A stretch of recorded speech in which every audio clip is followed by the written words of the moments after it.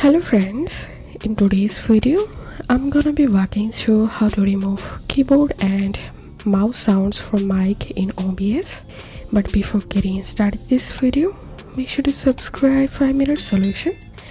So first of all, open your OBS and here you'll find mic and AUX option. So click on this three dot and click on advanced audio properties and audio monitoring. Click here and you have to select monitor only. Also select your monitor only and then click on this three dot again and click on filters and click on noise suppression. Okay, and click on this option here and select option and again click on this plus icon and click on noise gate. Okay, and you can adjust this level, you can adjust this settings and again click on this plus icon and click on gain.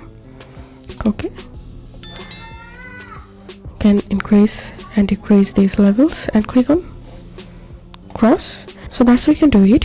If this video helped you, give a thumbs up and please consider subscribe to 5-minute solution. Thank you for watching.